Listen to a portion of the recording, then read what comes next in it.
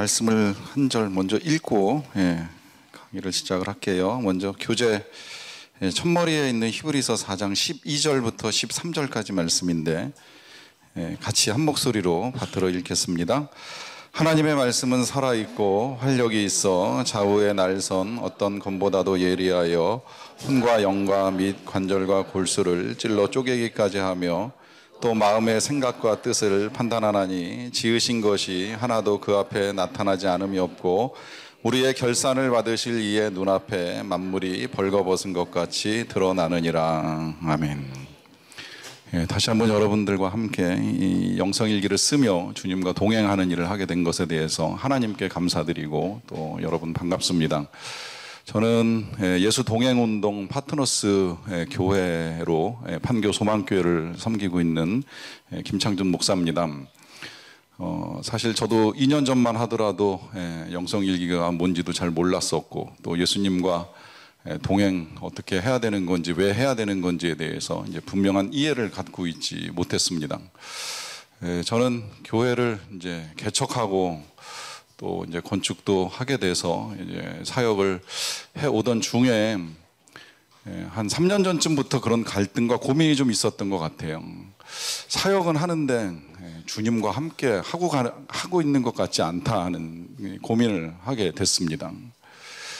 예수님이 부활하셔서 살아계시다는 사실, 우리가 성경을 통해서 예수님 어디 계신가 하면 당연히 예수님 내 안에 계시지, 예수님의 몸은 승천하셨지만 성령으로 나와 함께 계시지 하는 사실을 알기도 하고 또 가르치기도 하지만 진짜 그 예수님이 나와 함께 계시는가, 또 함께 계시는 예수님 살아서 그럼 나와 함께 계시는 증거는 뭔가 하는 이 질문 앞에 긴 시간 고민을 하는 시간이 있었어요.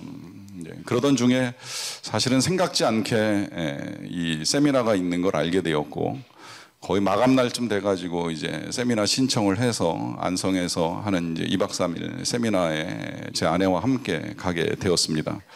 사실 이 세미나에 참석할 때의 제 상태는 이제 그렇게 싹 좋은 상태는 아니었어요. 이제 영적으로도 그랬지만 육체적으로 그 직전에 제가 그 단기 선교를 다녀오는 일이 있어서 이제 극도로 피곤하고 지친 상태였기 때문에 이제 세미나 강의를 잘 감당할 수 있을까 하는 이제 마음을 가지고 세미나에 참여를 하게 되었는데 이제 거기서 2박 3일을 보내는 동안에 제가 그동안에 목말라 하고 이제 찾던 일들에 이제 답을 찾아나가기 시작을 했습니다. 주님이 살아계신 것이 분명하고 그 살아계신 주님이 나와 함께 계시다면 이제 이걸 내가 알고 또 누리기 위해서 어떻게 해야 되는가에 대해서 이 일기를 통해서 이제 확실하게 이제 그 일을 해나갈 수 있게 된 것이죠. 그런데 이 일이 이 교회로 와서 이제 성도들과 함께 나누고 이제 또 교역자들과도 함께 나누면서 병행해 나가는 과정 중에 쉽지 않다는 생각을 하게 돼요. 사실 이 일이 가장 잘 부딪히는 문제는 우리가 예수님과 함께 동행한다라고 하는 것이 어떻게 보면 되게 신비한 일이거든요. 그리고 실제로 이제 지나치게 그 일로 인해서 이 신부지에 빠지는 사람들도 종종 있잖아요. 우리가 왜 목회하면서 때때로 목사님들을 힘들게 하는 성도 중에 이제 그런 분들 만날 때 있잖아요. 정말 주님과 실제적 동행을 하는 것처럼 말하는 사람, 왜 내가 주님께 들어봤더니요 이제 이러면서 다가오시는 분들 있잖아요. 또 내가 주님을 봤는데요 이제 이러면서 말씀하시는 분들. 사실은 제가 그 목회를 하면서 때때로 가끔 힘들다는 생각이 드는 건 가장 하나님과 깊은 교제 속에 있는 저희 장모님하고 이제 만날 때입니다.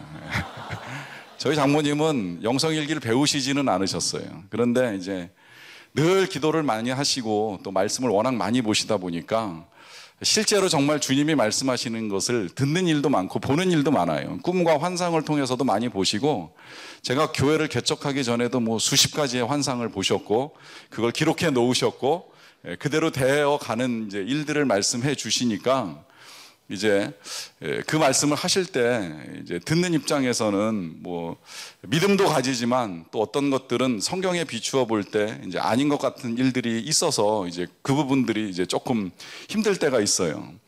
그래서 이제 제가 그건 아니지요라고 하는 말씀을 드리면서 이제 뭐 설득을 해드리면 뭐 이제 쉽게 제 뜻을 받아들이시기는 합니다만은, 때때로 정말 성도들 중에 목사님 제가 봤는데요, 제가 들었는데요 하는 이제 분들이 계시면 이게 이제 어려운 문제가 되거든요. 사실 한국 교회가 초창기에 이제 그런 사람들에 의해서 교회가 혼란과 어려움에 빠지다 보니까 이제 목사님들이 강조하셨던 것이 신앙은 말씀이다.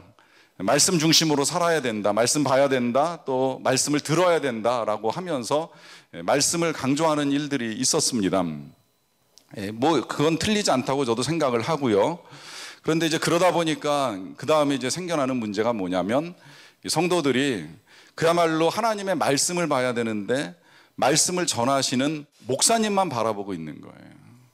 그래서 마치 목사님이 예수님처럼 착각을 하는 일도 있고, 목사님만 섬기면 주님과 동행하고 있고, 교회 와서 예배만 잘 드리면 그것으로 나는 신앙생활을 잘 하고 있다라고 하는 이제 착각을 하는 일도 일어나게 되는 거죠. 영성일기를 쓰면서 주님과 동행하자라고 하는 건 절대 그 어느 한쪽에 치우치자라고 하는 것이 아니지요. 말씀만 가지고 신앙생활을 하자는 것도 아니고, 정말 신비하게 주님이 나에게 뭐라고 말씀하시는지 보고 듣는 것만 가지고 신앙생활을 하자 하는 건 이제 절대 아니라고 하는 것입니다. 아니, 오히려 이 영성일기를 쓰면서 주님과 동행하는 것은 말씀과 함께 주님과 동행하는 일을 이제 이루어 가자는 것이고, 이제 그런 의미에서 이 큐티와 함께하는 영성일기는 이제 아주 중요한 내용이 될 수 있을 것인데요. 이걸 제가 강의를 하면서 여러분들에게 중요하다라고 말씀을 드리는 건 이제 성경적 근거를 가지고 말씀을 드리는 거예요.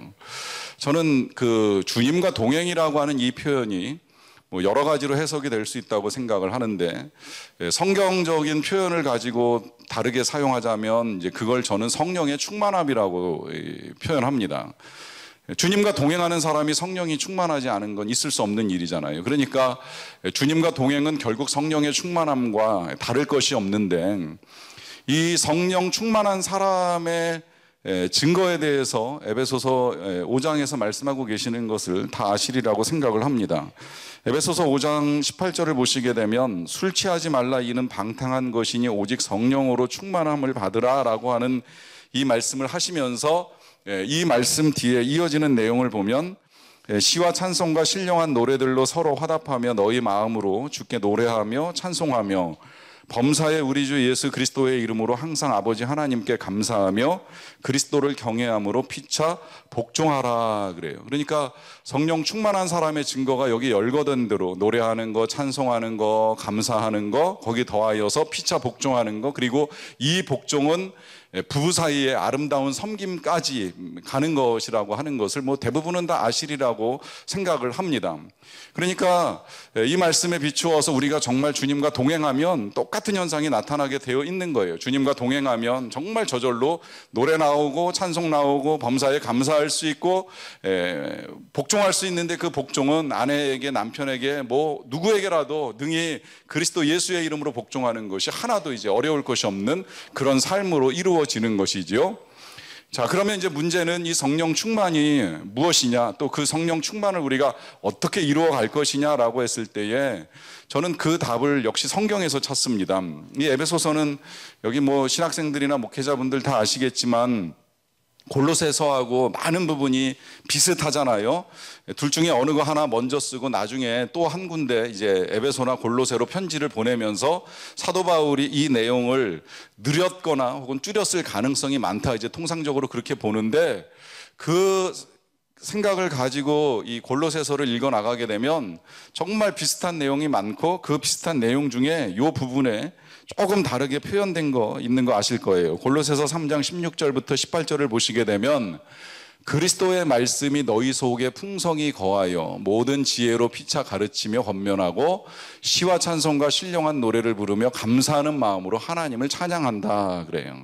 자, 그 뒤에 있는 내용도 사실 뭐 거의 에베소서 읽었던 거와 다르지 않기 때문에 읽지는 않습니다만, 똑같이 성령 충만한 삶의 모습 말하고 있잖아요. 노래하고 찬양하고 감사하고 권면하고 그리고 복종하는 거 다 담겨 있습니다. 그런데 한 가지가 다르죠. 에베소서에서는 성령의 충만을 받으라 이렇게 부탁을 했는데 여기서는 바뀌었죠. 뭐가 바뀌었어요? 그리스도의 말씀이 너희 속에 풍성히 거하여야 된다라고 하는 것을 말씀합니다. 그러니까 성령의 충만함이라고 하는 거, 예수님과 동행한다라고 하는 건 다른 것이 아니라 하나님의 말씀이 우리 안에 거해야 된다는 거예요.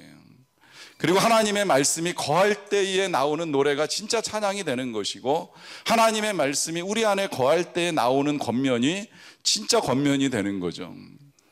이 말씀 없는 사람이 권면하면 왜 교회에서 무슨 구역이나 소그룹 모임할 때 그 권면이 애는 이렇게 키워야 돼 라고 하면서 세상 방식 가지고 권면하는 일이 있고, 지금 한참 부동산 오를 때니까 투자해야 돼 라고 하면서 하는 권면, 말씀 없이 하는 권면이 이제 그런 식으로 나타난다는 거예요. 그리스도의 말씀이 우리 안에 충만히 거하게 되면 이제 그런 권면들은 있을 수가 없는 권면이 되는 거죠. 그러니까 우리가 예수님과 동행을 한다라고 하는 것은 말씀과 함께 이제 가는 것임에 틀림이 없는데요. 그 이유는 오늘 읽었던 이제 말씀에서도 분명하게 나타납니다. 그 함께 읽었던 히브리서 4장 12절 말씀부터 우리가 보시면 이 말씀 그대로 우리가 말씀과 함께 가야 되는 이유는 말씀이 살아있고 운동력이 있기 때문입니다. 사실은 이건 표현 그대로 바꿔도 크게 다를 것이 없는 게, 예수님은 살아계시고 그 예수님의 활력이 우리의 마음, 심령과 골수를 찔러 쪼개기까지 하면서 우리의 삶을 능히 바꿀 수 있는 능력으로 나타나기 때문입니다. 이제 그래서 말씀과 함께 주님과 동행하는 일을 하게 되는데요. 저는 사실 개인적으로 이제 큐티를 시작한 건 좀 오래됐어요. 이제 고등학교 1학년 여름방학 지나면서부터 큐티를 시작을 했으니까 비교적 이제 오래 한 편에 속합니다. 물론 중간에 제가 이제 큐티를 하지 못한 적도 있고 뭐 쉰 적도 있는데, 고등학교 1학년 여름방학 끝날 때에 이제 훈련을 받게 되면서 큐티를 시작을 해서 큐티하는 거를 오래 했어요. 그리고 지금까지도 큐티하는 건 되게 중요하게 생각을 합니다. 저는 뒤늦게 알았는데, 이제 뒤늦게 알고 나서 우리 교인들에게 큐티를 강조하게 될 때에 자주 하는 말이 있어요. 애들 논술학원 보내려고 애쓰지 말고 큐티 시켜라. 큐티 하면 다 해결된다. 그냥 성경 말씀 한 달락 놓고 이거 읽고 생각하고 질문하고 글쓰기 하다 보면 굳이 어디 따로 학원 가서 가액 공부하면서 비싼 돈 내고 학원 다니지 않아도 얼마든지 글쓰기 훈련할 수 있다라고 하는 거 이제 강조하는 일이 있습니다. 제가 최근에 알게 된 걸로는 뭐 이게 거기에만 유익이 있는 것이 아니라 또 이 큐티하는 걸 이제 나누는 훈련 하게 되면 보니까 그거 가지고 면접 훈련도 다 한다 그러더라고요. 이제 발표하면서 인터뷰 훈련 다 끝나니까 그런 친구들이 실제 실례를 가지고 제가 들은 건데, 회사 가서 인터뷰할 때 말하는 거 하나 두려워하지 않는다는 거예요. 불편해하지 않는다는 거예요. 저는 혼자 큐티하면서 그럴 시간은 없어서 그런지 아직도 이렇게 말하고 이제 나누는 게 그렇게 썩 잘 되지는 않는데, 우리가 우리 아이들을 큐티를 가르치고 또 큐티뿐만이 아니라 큐티 나눔까지 가르치면 이제 그런 유익이 있다는 건 이제 틀림없는 것 같아요. 그렇게 이제 저는 고등학교 1학년 때부터 실제로 하면서 도움 많이 받았어요. 나중에 신대원을 갈 때도 논술 공부 따로 하지 않았는데 뭐 그것 자체도 도움이 많이 됐고요. 처음에 이제 이 큐티를 할 때는 개인적으로 큐티하는 게 너무 좋아가지고 큐티를 하긴 해야 되겠는데, 저희는 삼형제가 한 방을 쓰면서 이제 아침에 일어나면 큐티할 수 있는 환경이 아니어가지고 큐티를 하기 위해서 어디서 할까 이제 고민하다가 그냥 이제 화장실에 들어가서 변기에 앉아가지고 성경책하고 노트한 것만 놓고 이제 묵상하고 큐티를 하는 일도 해보기는 했었는데, 이것도 이제 고3 때 돼서는 이제 잘 안 되잖아요. 괜히 바쁘다는 핑계로 공부해야 되고 하다 보니까 이게 되게 어려운 시간에 부딪혔던 적도 있었는데, 그 어려운 시간에 이제 감사하게도 저보다 먼저 신학 공부를 하신 이 형님 목사님이 말씀을 이렇게 이제 한 구절씩 써서 담아놓은, 직접 써가지고 이제 담아놓은 그 카드를 한 60개 정도 이렇게 묶어가지고 저한테 주면서, 바쁘면 하루에 한 절씩 이거라도 이제 보면서 공부하라 해가지고 이제 제가 그걸 받아가지고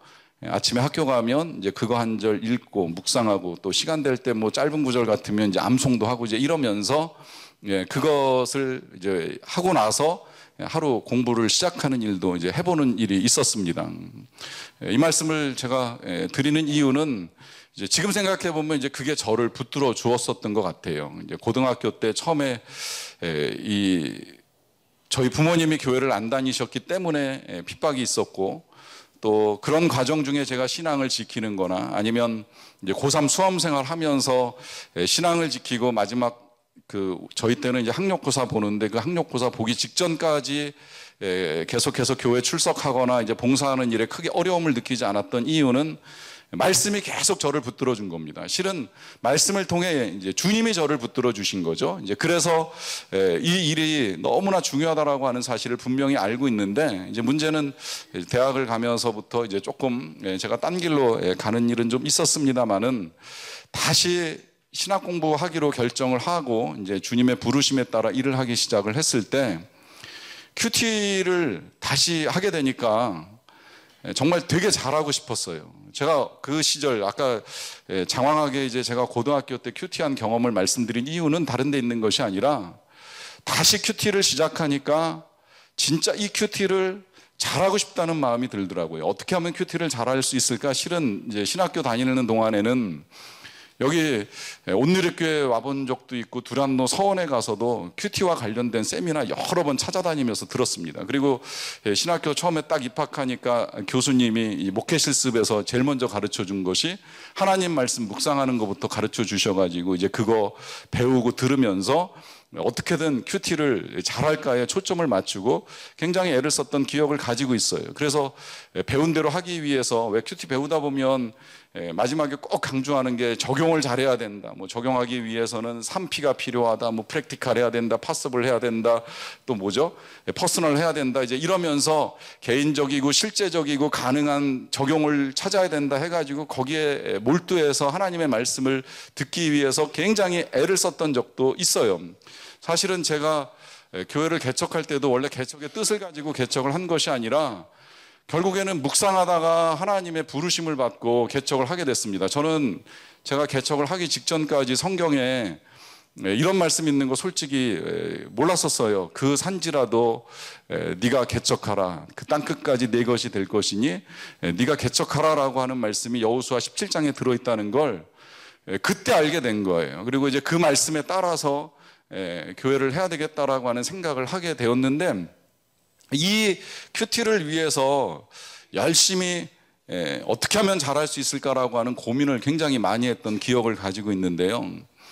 그러던 중에 이제 제가 2005년에 BDTS라고 하는 훈련을 받게 됐습니다. 아시겠지만 이제 YM 예수전도단에서 이 훈련은 평신도들을 대상으로 한 훈련이에요. 그러니까 말하자면 제가 당시에 이미 안수도 받고 목회도 하고 있었지만 그야말로 이제 계급장 다 떼고 평신도들하고 함께 앉아가지고 주말에 이 직장인들을 대상으로 하는 이제 훈련을 9달 동안 받게 된 거예요. 그래서 금요일 저녁 3시간, 이제 토요일 오후 한 6시간, 7시간 정도 가서 이렇게 훈련을 받는데, 그 훈련을 받는 중에 제가 제일 많이 관심을 기울였던 건 하나님의 음성을 듣는 것과 큐티였어요. 이게 이제 한 주간씩의 이제 강의였는데, 더더군다나 감사하게도 제가 묵상을 배울 때 오셨던 강사 목사님이 오대원 목사님이십니다. 이제 이분이 직접 그 훈련장에 오셔서 묵상 어떻게 하는가 하는 이제 강의해 주시는 일이 있었어요. 그 강의를 듣기 전주에 일단 이제 이 앞선 선행 강의로 하나님의 음성을 듣는 삶에 대해서 들을 때에 한 분이 그런 말씀 해주시더라고요. 우리 다음 주에 오대원 목사님 오시는 건 너무 감사한 일이다. 이분이 이 연세에 오시기도 쉽지 않은데 오신 것도 감사하지만 오셔서 이 묵상에 대해서 강의해 주신 건 너무 귀하다. 이제 이런 말씀 하시더라고요. 그 이유를 그분이 말씀하실 때는 그랬어요.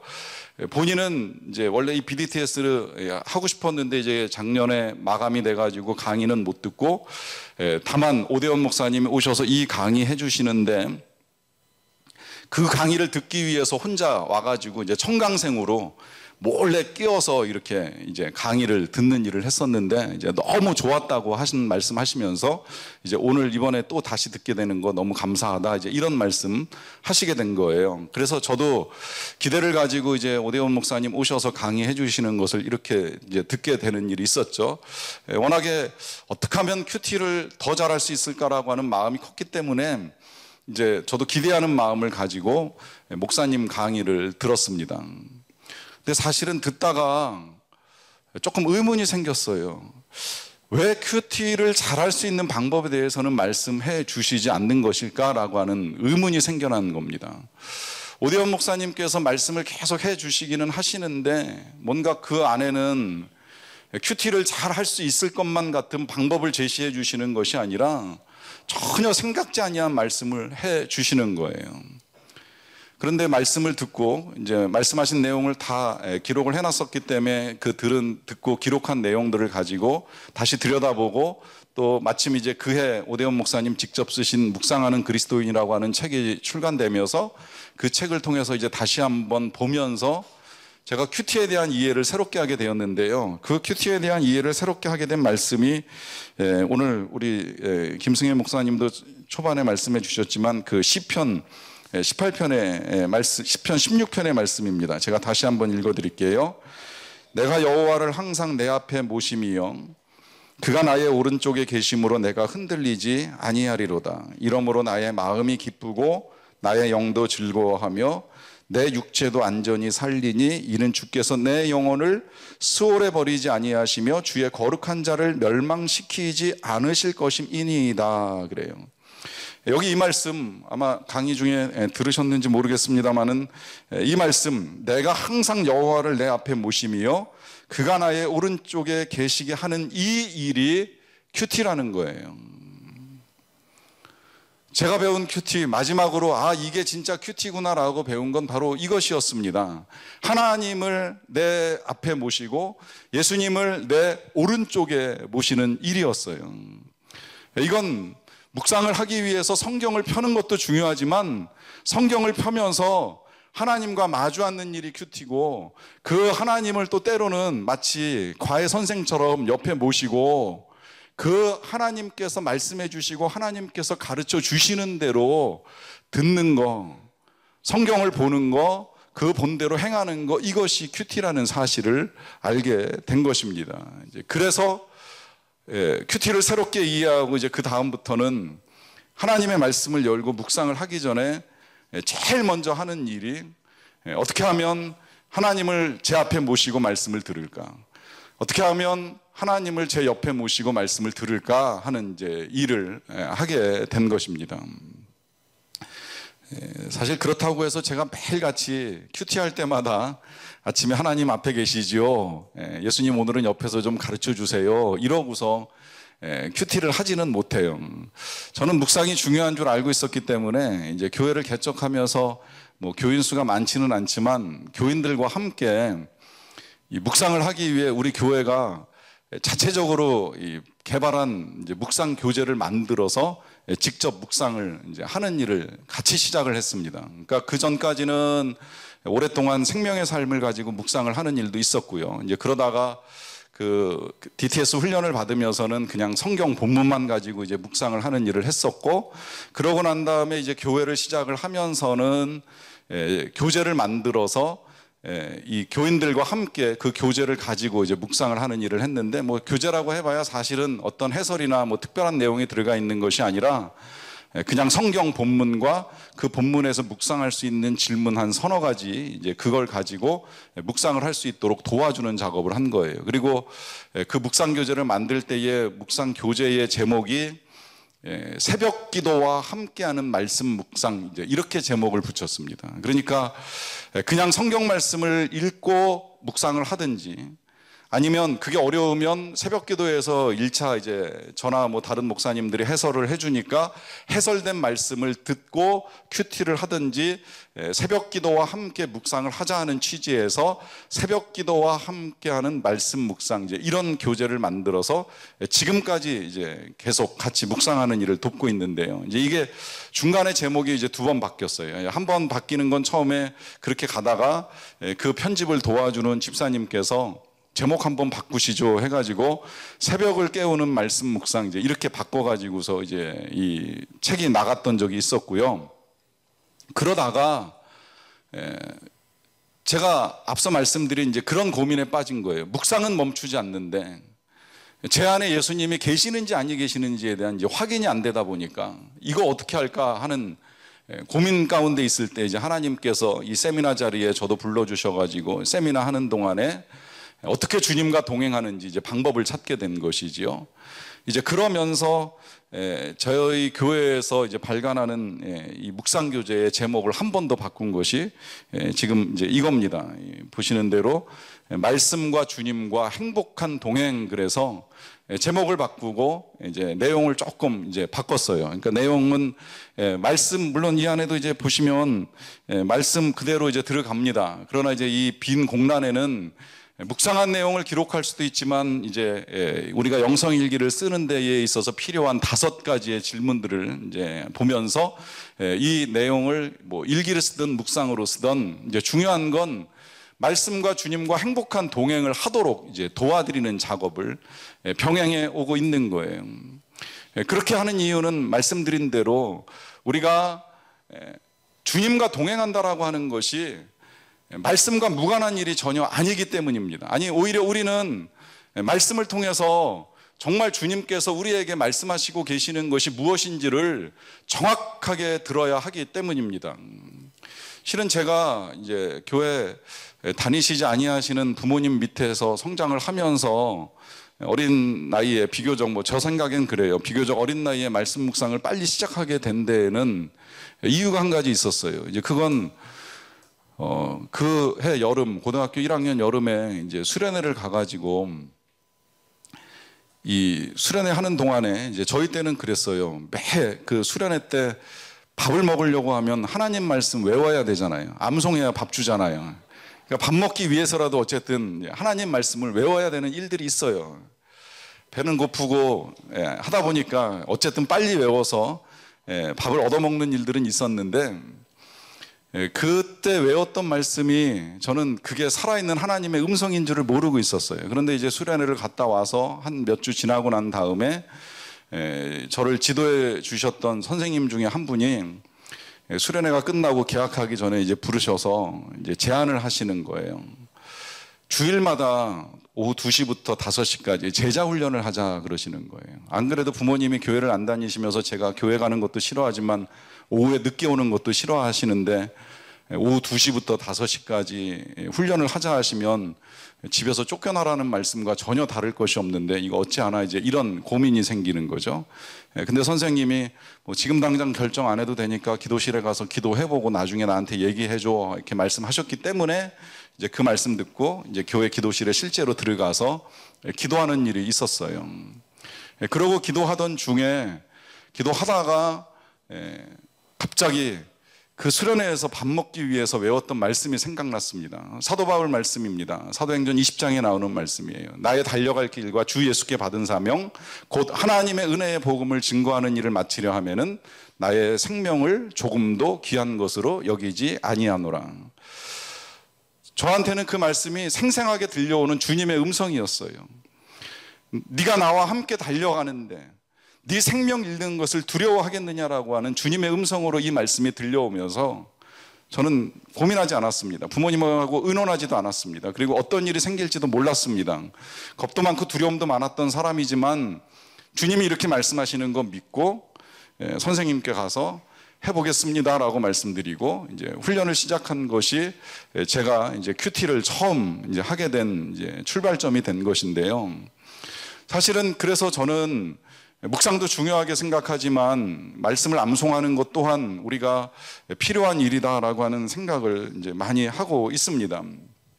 그래서 묵상도 하고 암송도 하는 것이 이제 우리가 예수님과 동행하는 일에 있어서 필요한 것이다라고 하는 생각을 많이 했었는데, 이게 아시겠지만 뭐 나이가 들어가면서 외우는 걸 한다는 건 굉장히 어려운 일이잖아요.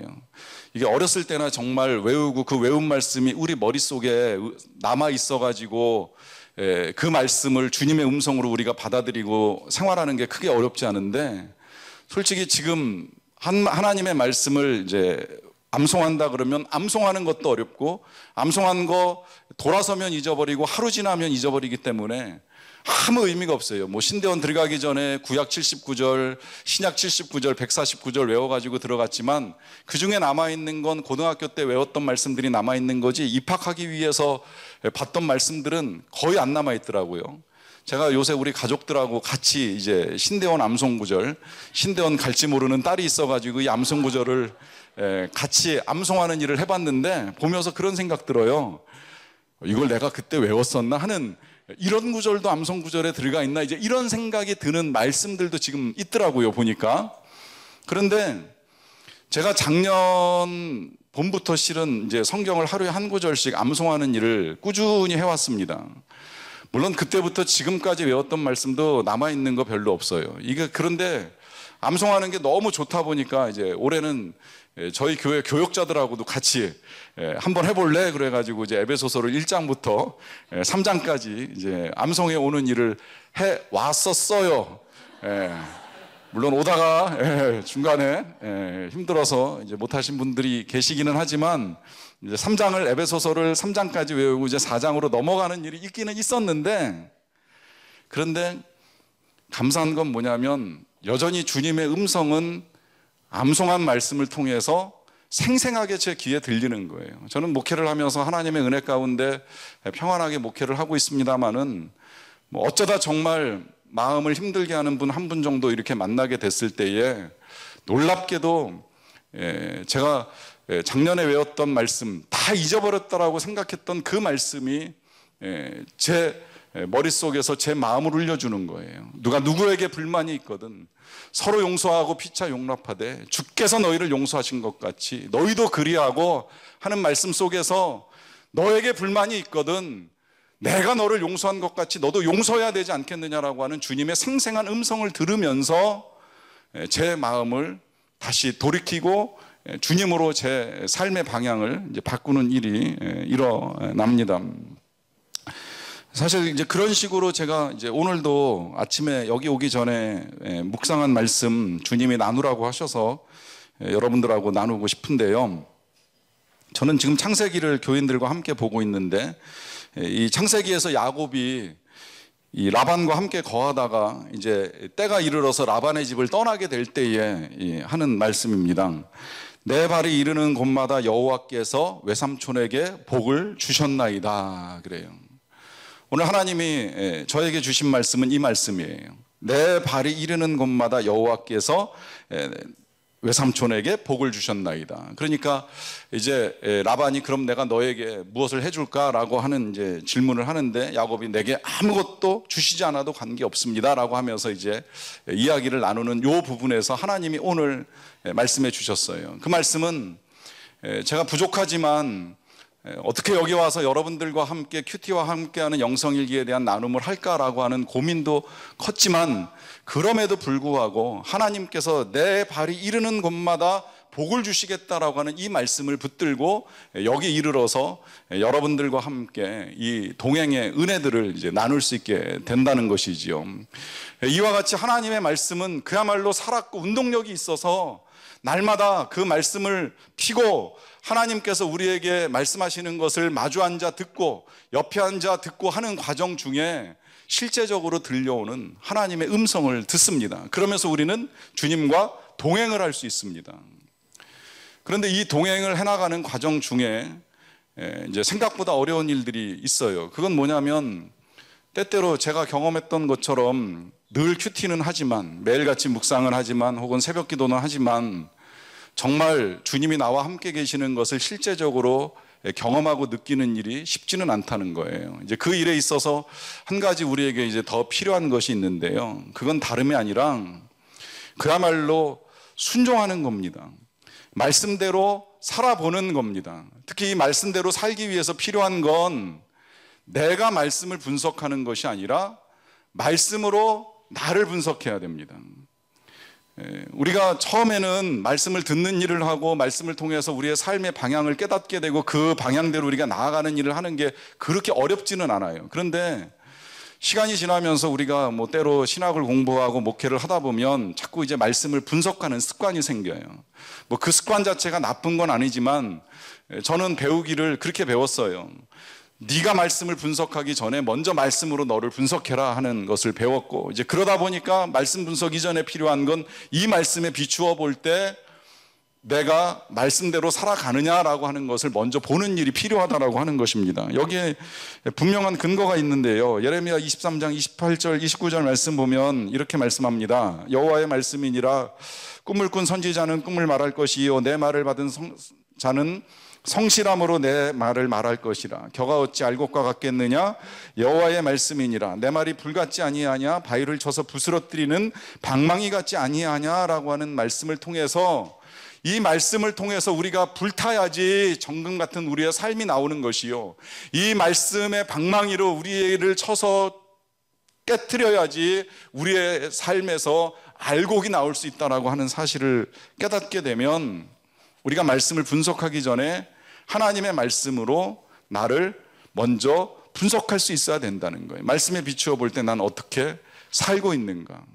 더 나아가서 이제 이 분석을 가장 잘 도와주는 도구가 바로 영성일기입니다. 제가 영성일기를 쓰면서 큐티할 때보다 가장 큰 도움을 받았던 건 큐티할 때 몰랐던 사실인데요. 그것은 내가 그 큐티대로 살았느냐 못 살았느냐를 점검하는 일이 없었다는 거예요. 그야말로 저녁에 내가 어떻게 살았는지, 오늘 아침 내가 하나님께서 주신 말씀대로 어떻게 살았는지를 돌아볼 수 있는 시간이 너무 없었던 거예요. 그런데 일기를 쓰다 보니 아침에 내가 어떤 말씀을 묵상했고 그 말씀에 비추어 오늘 하루를 어떻게 살았는지를 돌아볼 수 있고, 그러다 보니 이 일기가 그냥 단순히 하루를 마감하는 생활일기가 아니라 주님과 함께 살았던 삶의 기록이 되고, 그 삶의 기록을 통해서 이제 더 주님과 동행하는 일들을 이루어갈 수 있게 되는 것이죠. 그렇기 때문에 큐티와 영성일기는 분리될 수가 없는 거예요. 아니, 들으셨겠지만 이 영성일기는 큐티와 함께 하루의 은혜를 담는 너무나 귀한 그릇이 되는 겁니다. 아니, 어떻게 보면 큐티 한 번 하고 던져버렸던 그 은혜를 저녁에 다시 헤아려 보고 이것을 내 삶의 그릇에 담아냄으로 말미암아 그로 인하여서 내 인생의 잔이 차고 넘치는 풍성한 경험을 하게 되는 것입니다. 이와 같은 경험이 큐티와 함께 말씀대로 순종하면서 살아가는 저와 여러분들의 삶 가운데 충만하기를 간절히 축원합니다.